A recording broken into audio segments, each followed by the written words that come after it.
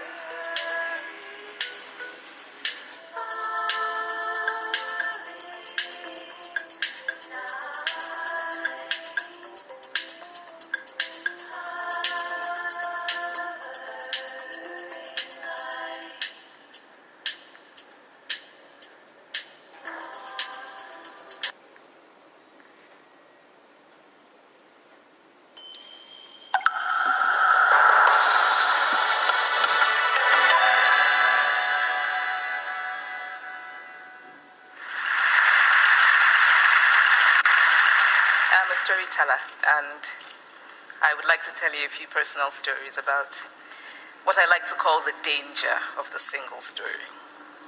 I grew up on a university campus in eastern Nigeria. My mother says that I started reading at the age of 2, although I think 4 is probably close to the truth. So I was an early reader, and what I read were British and American children's books. I was also an early writer. And when I began to write at about the age of 7, stories in pencil with crayon illustrations that my poor mother was obligated to read, I wrote exactly the kinds of stories I was reading. All my characters were white and blue-eyed. They played in the snow. They ate apples. And they talked a lot about the weather, how lovely it was that the sun had come out. Now, this despite the fact that I lived in Nigeria. I had never been outside Nigeria. We didn't have snow. We ate mangoes. And we never talked about the weather because there was no need to. My characters also drank a lot of ginger beer because the characters in the British books I read drank ginger beer. Never mind that I had no idea what ginger beer was. And for many years afterwards, I would have a desperate desire to taste ginger beer. But that is another story. What this demonstrates, I think, is how impressionable and vulnerable we are in the face of a story, particularly as children. Because all I had read were books in which characters were foreign, I had become convinced that books, by their very nature, had to have foreigners in them and had to be about things with which I could not personally identify. Now, things changed when I discovered African books. There weren't many of them available, and they weren't quite as easy to find as the foreign books. But because of writers like Chinua Achebe and Kamara Laye, I went through a mental shift in my perception of literature. I realized that people like me, girls with skin the color of chocolate, whose kinky hair could not form ponytails, could also exist in literature. I started to write about things I recognized. Now, I loved those American and British books I read. They stirred my imagination. They opened up new worlds for me. But the unintended consequence was that I did not know that people like me could exist in literature. So what the discovery of African writers did for me was this. It saved me from having a single story of what books are. I come from a conventional middle-class Nigerian family. My father was a professor. My mother was an administrator. And so we had, as was the norm, living domestic help who would often come from nearby rural villages. So the year I turned 8, we got a new houseboy. His name was Fide. The only thing my mother told us about him was that his family was very poor. My mother sent yams and rice and our old clothes to his family. And when I didn't finish my dinner, my mother would say, "Finish your food. Don't you know people like Fide's family have nothing?" So I felt enormous pity for Fide's family. Then one Saturday, we went to his village to visit. And his mother showed us a beautifully patterned basket made of dyed raffia that his brother had made. I was startled. It had not occurred to me that anybody in his family could actually make something. All I had heard about them was how poor they were, so that it had become impossible for me to see them as anything else but poor. Their poverty was my single story of them. Years later, I thought about this when I left Nigeria to go to university in the United States. I was 19. My American roommate was shocked by me. She asked where I had learned to speak English so well and was confused when I said that Nigeria happened to have English as its official language. She asked if she could listen to what she called my tribal music and was consequently very disappointed when I produced my tape of Mariah Carey. She assumed that I did not know how to use a stove. What struck me was this. She had felt sorry for me even before she saw me. Her default position toward me as an African was a kind of patronizing, well-meaning pity. My roommate had a single story of Africa, a single story of catastrophe. In this single story, there was no possibility of Africans being similar to her in any way, no possibility of feelings more complex than pity, no possibility of a connection as human equals. I must say that before I went to the US, I didn't consciously identify as African. But in the US, whenever Africa came up, people turned to me, never mind that I knew nothing about places like Namibia. But I did come to embrace this new identity, and in many ways I think of myself now as African. Although I still get quite irritable when Africa is referred to as a country, the most recent example being my otherwise wonderful flight from Lagos 2 days ago, in which there was an announcement on the Virgin flight about their charity walk in India, Africa, and other countries. So after I had spent some years in the US as an African, I began to Flick to link, a link to flick. My photo taste is the Pinterest, because they are the best. Welcome to Spotlight. I'm Adam Navis. And I'm Marina Santi. Spotlight uses a special English method of broadcasting. It is easier for people to understand no matter where in the world they live.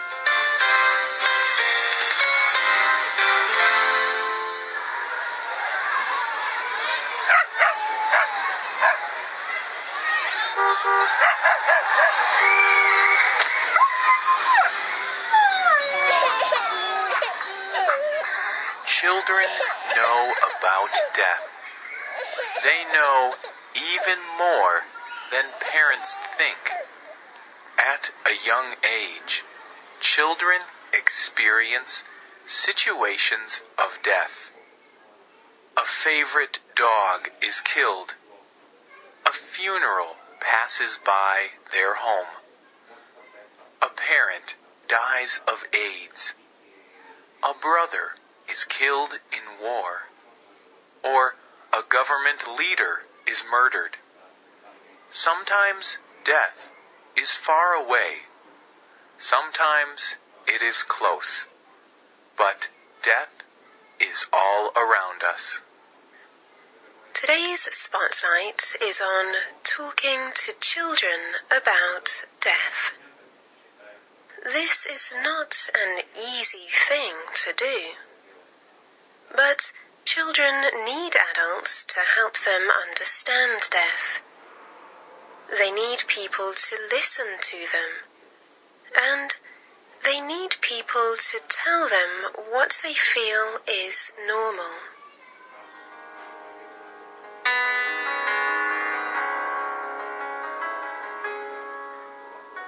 It is not easy to talk to children about death. When someone dies, adults are often very sad. They can be so sad that they do not say anything to their children. They may think that their children will not understand death, or they may be trying to protect their children from feeling sad. But every child has the right to be included in important family events. This is true even if the events are difficult. It is natural to try to protect our children. And since death is a mystery, adults may not know what to say. They know they do not have all the answers.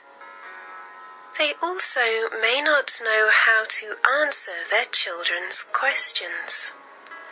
But adults still have the responsibility to teach children. When talking to children about death, it is fine for an adult to say, "I do not know." Dr. Earl Grolman has studied and written about talking to children about death. He says, Parents must be quiet and learn to listen to their children. They must sit down and watch them while they work and play. They must watch the way they act. They must hear the way their children's voices sound. The children should be encouraged to tell the adults how they feel about death, what they think, and what they know. Parents should let the children know that they understand what their children are trying to say. Adults should attempt to answer questions at the same level at which they are asked. Children are not like adults. Children of different ages are able to understand different things. A 5-year-old child may understand death as temporary. For example, they may see a funny character on television get hurt, but then stand up and walk away. The young child may not understand that when someone dies, they cannot be seen or talked to again. between ages 5 and 9 years old, children understand a little bit more about death. They begin to understand that death is final. They know that all living things must die. But they still do not understand that they also will someday die. It is only after age 10 that most children completely understand death. At this point, they know that death is final, unchangeable, and that one day they will die. Hospice is an international organization that supports people when they are close to death. On the organization's website, it says, "What parents say about death to their children will depend on their ages and experiences. It will also depend on the parents' own experiences, beliefs, and emotions. Each situation is different. Sometimes parents will discuss death with their children because of a news report or a television program. These will be less emotional discussions. Other talks may result from a family crisis and be filled with emotions."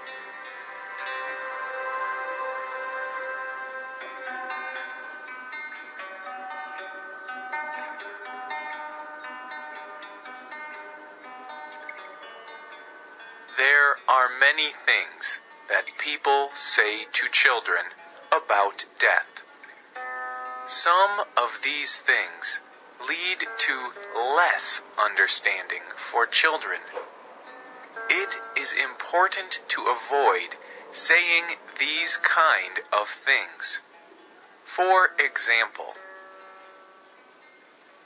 "Mother has gone on a long trip." this kind of statement may lead the child to believe that his mother will return one day. Most young children do not understand time like adults do. They may think a long trip is only a day or two.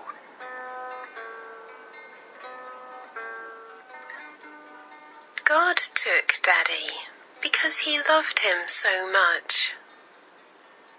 This explanation may lead a child to be angry at God. She may also wonder, God loves me. Maybe God is coming to take me next. Death is like sleeping forever. This may make a child afraid to go to sleep. They may be afraid they will not awaken. You will see Daddy in heaven someday. For adults who believe in heaven, this offers a lot of peace. But the idea of heaven is difficult for children to understand. Children may think they can visit the person in heaven. For a Christian parent who believes in heaven, it may be best to say that there are many things people do not know about death. But there is one important thing we do know. Christians believe that they, like Jesus, will one day live again. Death is not the end.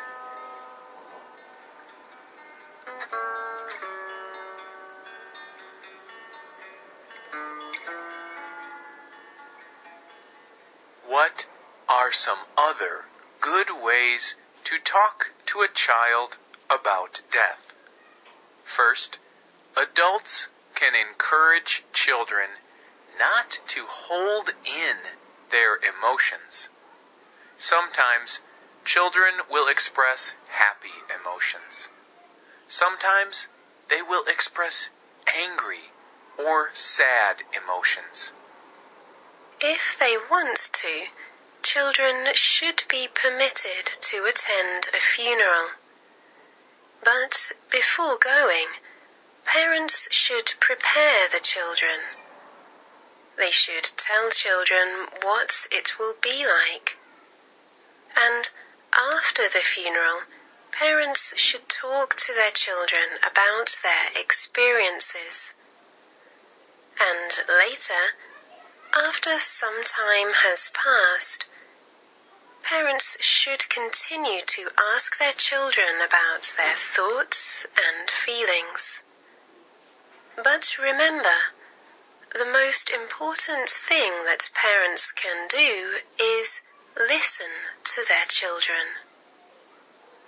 We end today's Spotlight program with the words of Dr. Grolman. For parents who do not know how to begin talking to their children, he suggests, You can start by talking about the flowers. They grow in the spring and summer. Then they die away in the fall and winter season. This is the process of life. For all living things, there is a time to grow, live, and then to die. The writer and producer of this program was Adam Navis. The voices you heard were from the United States and the United Kingdom. All quotes were adapted for this program and voiced by Spotlight.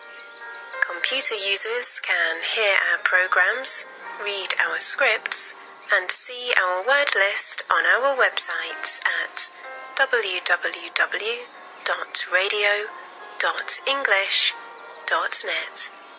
This program is called Talking to Children About Death. If you have a comment or question for Spotlight, you can email us. Our email address is radio@english.net. We hope you can join us again for the next Spotlight program. Thank you for listening. Goodbye.